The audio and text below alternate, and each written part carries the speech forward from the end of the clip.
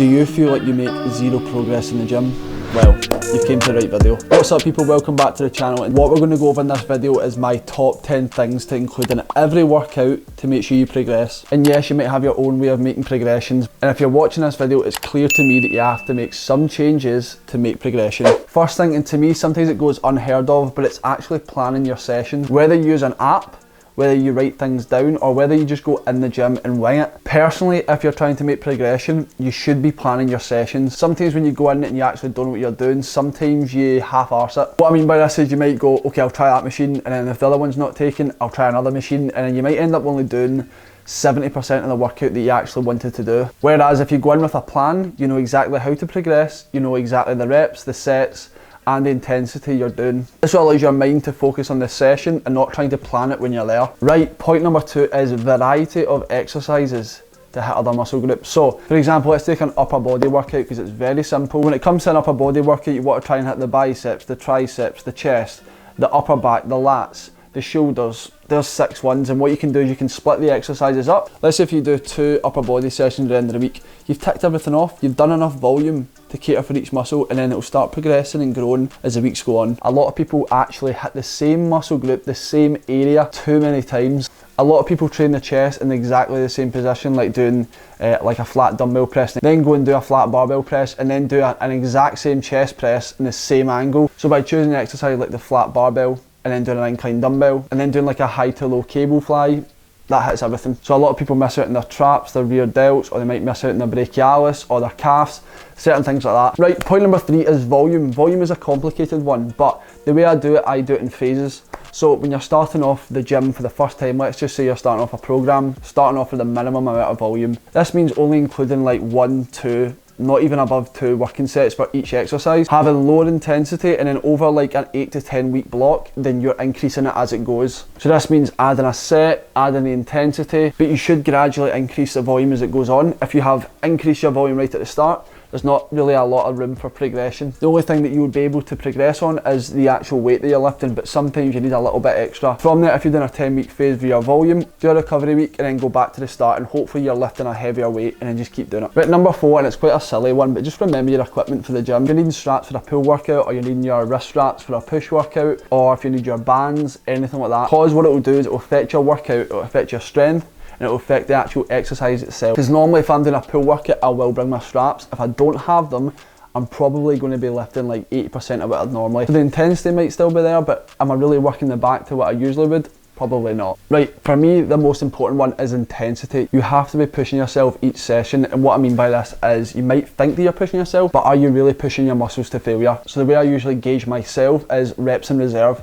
If I'm going to be pushing myself throughout, let's just say the 10 weeks, normally what I work with is like 0, 1 or 2 reps in reserve. The closer you are to failure, the more your muscles are going to be worked. And that means the more chance of growth, the more chance of improvement. So if you assess your workout and you actually notice you aren't pushing yourself to failure, push yourselves to get those 2, 3, 4 reps at the end, because this will make all the difference. And I don't mean push yourself to where you're sweating, because sweat doesn't really mean you're pushing your muscles to complete failure, because sometimes I come out of a workout and I'm actually not sweating, but my muscles are completely fatigued, so it's slightly different. Okay, next one, and it is understanding when you should push to heavier weights. This will be really simple to cover this one, but if you feel like you're capable of actually pushing to heavier weights, it's all about an experiment. If you feel like you can possibly do it, try it. If you fail at it, that's absolutely fine. You tried it, try again next week. But the rep range I normally follow, if it's a 8 to 10, 10 to 12, 12 to 15, what you try and do is stick within those rep range. If you're getting way below, so imagine you're only hitting 4 to 5 in an 8 to 10 rep range, then you know you're probably going to need to drop down the weight. Get used to it first, get complete failure within those rep ranges, and then up the weight again. But if you're getting to the 10th rep, and you possibly could get more this time, and then the next time you would up the weight. And that's how you do it, it's like a pyramid. Number 7 is a really simple one, it's when to place cardio. It's really up to you. The way I see it is, if you're doing your cardio before a session, what you could actually do is fatigue your muscle. Just use some energy that you could be using lifting weights. Normally you would prioritise your actual gym session and using your energy more wisely, and then after the session do your cardio. But obviously Whatever your priority is, you do it. The next one is very important to see how successful your session will be. Pre and post nutrition, so I'm going to include both of them. Before a workout, if you energise yourself with good calories, good amount of carbs, good amount of fat, good amount of protein, then you'll have more energy to do the workout. If you're going in fasted, then it's going to be very difficult to push yourself in the session. Depending on where you are in your cut, your bulk, whatever it is, you might have a lot of calories, less calories.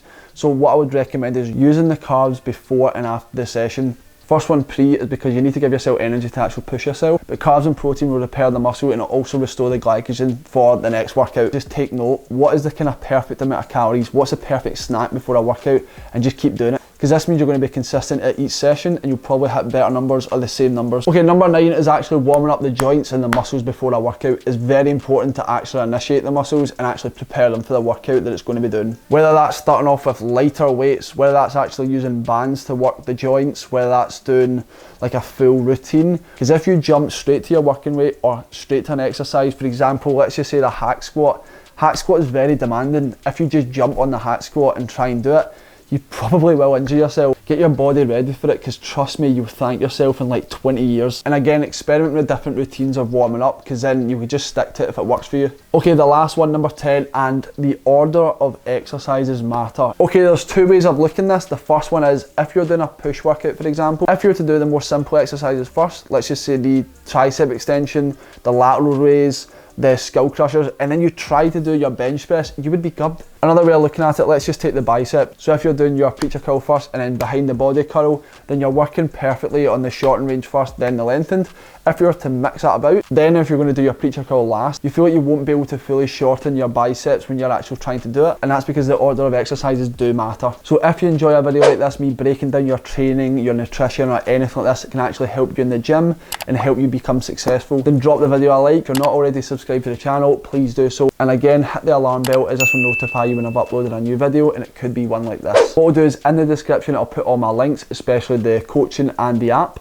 If you're looking to fast track the coaching as well, there is an application in the description, or what you can do, you can direct message me on Instagram. What I'll do is, on the screen as well, I'll put my socials, so the Instagram, the TikTok, if you want to go and see me upload daily. And yeah, people, stay safe, stay positive, stay grateful, and I will see you in the next one.